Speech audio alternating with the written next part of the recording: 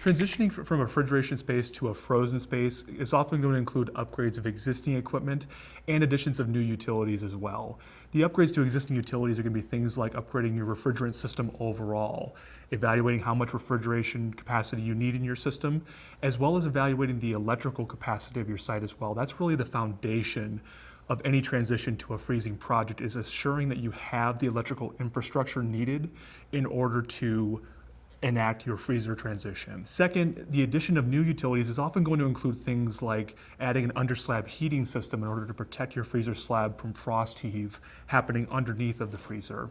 And ultimately, the goal of any refrigeration to freezer transition is going to be proactively planning in order to avoid introducing avoidable failure modes into your facility.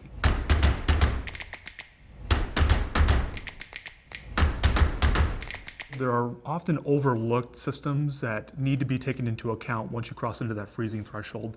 The first one is a heated glycol system to protect your freezer slab from cracking and failing. The second one is your fire protection system as well. The traditional wet pipe protection system that you may have had in your refrigerated space is likely not going to be applicable once you transition to a freezing application. Next is dehumidification, critical for controlling humidity inside of the freezer space in order to avoid frost buildup. Equally as important is controlling humidity in the adjacent spaces around the freezer as well to avoid frost buildup. And lastly are things, often overlooked things like drain lines from evaporators inside of that refrigerated space. Once you transition to a freezer space, they're going to be needed to be heat traced in order to operate suitably under frozen applications. And these additional utilities are subtle, but they're critical for a frozen space to operate safely and reliably.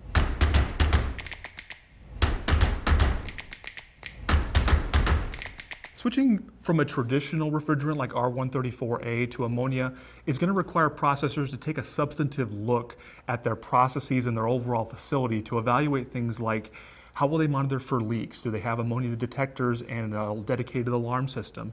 Do they have an appropriate fire protection system allocated to the facility? From an operations standpoint, should they implement or evaluate a HAZOP study to evaluate ammonia risks for their facility? Have they updated the safety signage for the facility to indicate that now this space has ammonia containing equipment included inside of it? And lastly, have they notified their authority having jurisdiction or their fire marshal to notify them that they have ammonia equipment inside of their facility? The switch to ammonia can be a cost-effective and sustainable solution as compared to other refrigerants, as long as processors are carefully evaluating and implementing proactive measures.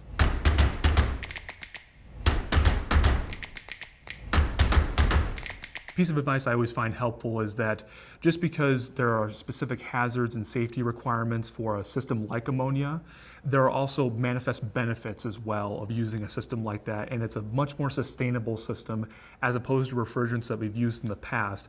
And sometimes the right decision or the sustainable decision isn't always the lowest cost one as well. So I encourage processors to keep an open mind and to evaluate the items that are going to benefit their facility on the long term on the sustainability side when they're considering switching to ammonia.